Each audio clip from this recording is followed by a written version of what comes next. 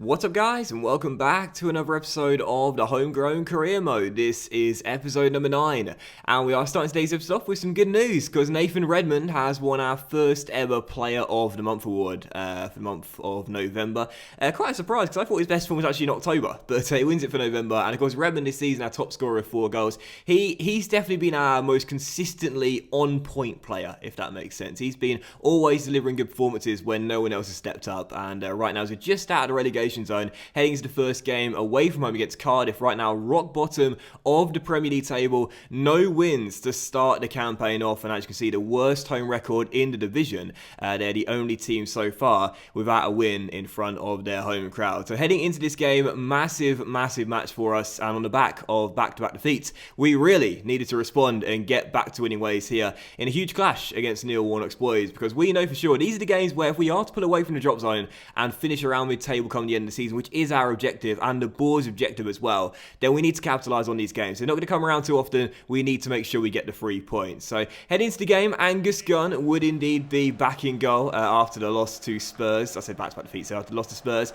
in the last game in the last episode. And the first chance of the game fell just 3 minutes in. Sam Gallagher also in the team, going for goal from just inside the area, forcing good save with the goalkeeper Alex Smithies and turned away. But right from kick-off in this game, you could see the mentality from Southampton was attack, get shots on goal, test Smithies early and try and get ourselves an early lead. Nathan Redmond going for goal here once again. Smithies pushes it away and it was still goalless. But right from the first whistle, you can see Cardiff were rocking. They were on the back. But you can see why right now they haven't won a single game all season long. We were testing Alex Smithies. He was standing up to every single shot. But from this corner, James Ward-Prowse puts it into the near post and Sam Gallagher heads it home, makes it 1-0. With Charlie Austin out for 3 weeks, Gallagher is going to get a lot of game time. He had that fantastic game against Crystal Palace at the start of the season, scored 2 goals in that game, hadn't scored since, but now breaks his mini goal drought and makes it 1-0.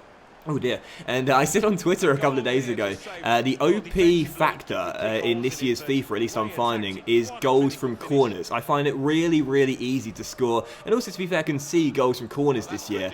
If you whip it to the near post, that's my one tip this year for FIFA. If you whip it to the near post, 9 times out of 10, I'd say about 60 to 70% of the time, you're going to win the aerial duel, and you're always going to have a good chance of scoring. So 1-0 Gallagher from the corner, and we had the lead heading to the break, and a deserved lead as well. Cardiff really only tested Gunn with 1 chance there, as it was still a goal to nil scoreline. And in the second half, 60 minutes in, Adam Lallana taken down by Morrison, won us a penalty just past the hour mark, and it was a good chance for the Saints to double their lead and go 2 goals up. Of course, the last penalty we had came 2 games ago at St Mary's, where Alex Oxlade-Chamberlain blasted the ball wide of the post against David De Gea's Manchester United goalkeeper, as we failed to get the 3 points in that one and could only manage a draw.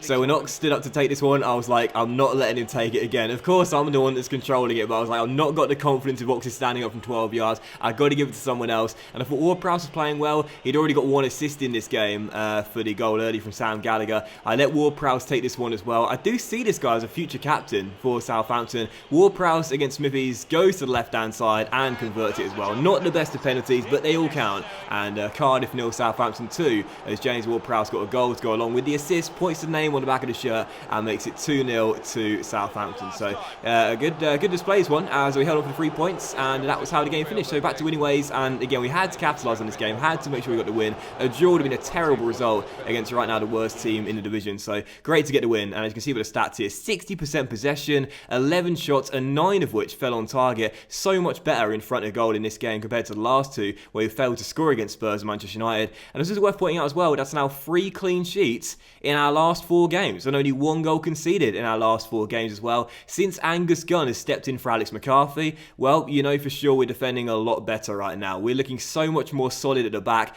and it's a shame as well, because McCarthy is our highest rated goalkeeper, 78 overall, but Angus Gunn is looking so much safer between the sticks. He's a lot younger, he's 6 ratings lower, but I have so much more confidence in the young shot stopper compared to McCarthy, and another clean sheet for him, 3 in his last 3 games. He's looking really impressive between the sticks. But for the second game of today's episode, a much tougher opponent, as Arsenal come and take us on here at St Mary's, as we travel back back home for this one on the back of that win in Wales. And after the victory, you could see in the table, we're now jumped up to 14th place in the Premier League right now. And we're starting to enter a little bit of good form. Seriously, for the first time in the season, we're actually starting to look pretty impressive. So despite taking on Arsenal, who right now are inside the top 4 under Unai Emery, I was feeling quite confident in front of our home fans here of getting another good result and hopefully another solid win. The first chance fell to the Gunners though. El Neni found Smith Rowe getting the start in this game, and just 9 minutes in, the young forward would give the Gunners the lead and kill our confidence straight away. Is it Smith Rowe or Smith Rowe? Pretty sure it's Smith Rowe. It might be Smith Rowe. But Arsenal have a couple of youngsters starting this game, including Nketiah and Medley as well. And it was indeed Smith Rowe, the forward, with a nice little finish to complete a nice little Arsenal move as well. Nice ball inside, takes one touch, gets it out of his feet, and Angus Gold, we praised him pre-game, but he was getting absolutely nowhere near that one, right into the top corner. Really good strike, and the Gunners had the early lead. So 1-0 to Arsenal, no clean sheet to extend Gunn's good streak in this game, as it was already gone just 9 minutes in. Our first chance fell from range, just shot testing Bernd Leno, with the German goalkeeper pushed behind for a corner as it was still 1-0. And we really struggled to create chances in this first half. Arsenal's pass accuracy was so high, we barely had the ball in our possession, and whenever we did, we just couldn't break them down. The Gunners just continued to lull us to sleep really by retaining possession. In the second half, with basically nothing going on, we only had one chance in the entirety of the second half, and it came very late on. Just a simple throw, played to the feet, and across the centre, and Danny Ings, unmarked, headed it home, and with 3.5 minutes to go, we found our equalising goal. We just could not create anything in this game. The passing just wasn't working, long balls just weren't working, and in the end,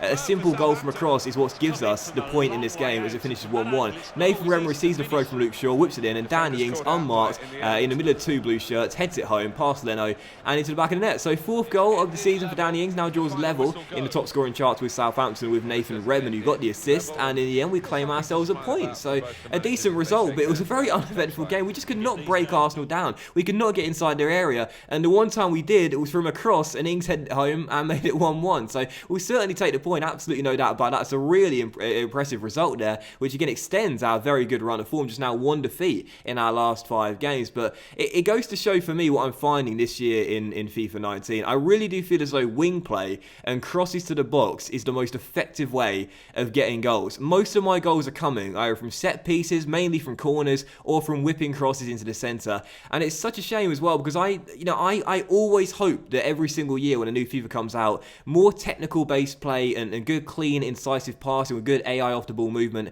is what will be the best strategy to get goals. It just never seems to happen, and this year unfortunately it's once again seemingly going to be a case of the best way to get goals is wing play, as it often is in FIFA. But regardless, we've got ourselves a point there, delighted with that. And after the game we saw that McCarthy and Davis had their contracts up come the end of the year and are eligible to leave on a free transfer at the end of the season if they agree a deal in the January window.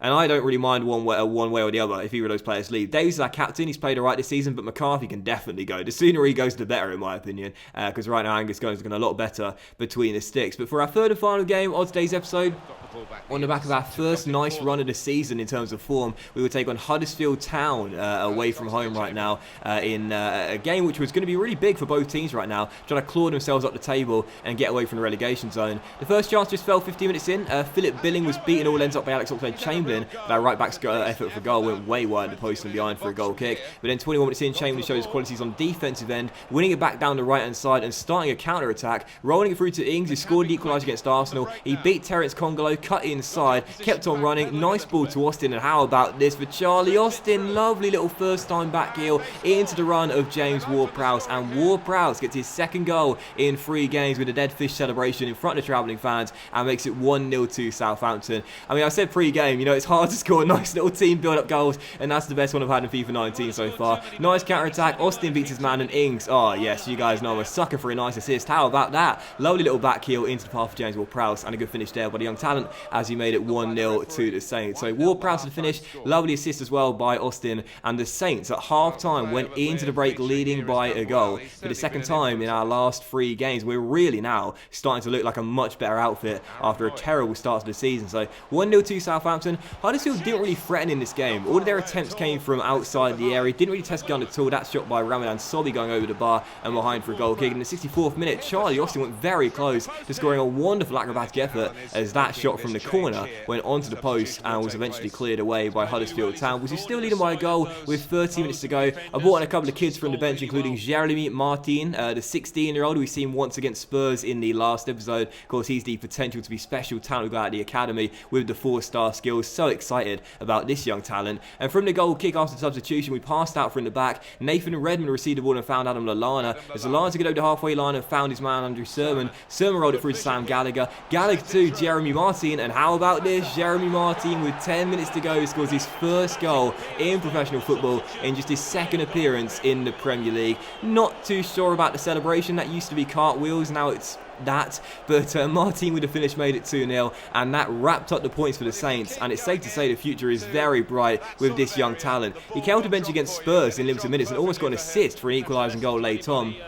But in this game, one of his first touches was to put the ball in the back of the net and wrap up the points. So 2-0 the final score. Martin's first goal in a Southampton shirt. Delighted with that. And the good run of form continues for Southampton. Another clean sheet picked up, just one loss in our last 6 games. Angus Gunn's introduction to the first team has been a revelation. And right now Southampton are looking like a much better outfit as we continue to rise up the table and sit in mid-table. But that will end today's episode of the Homegrown Career Mode, guys. So a big thank you for watching, and hope you have enjoyed it. And if you did enjoy today's episode, then please drop a like. Much love, have a great evening, and I'll see you for the next episode of the Homegrown Career Mode very soon.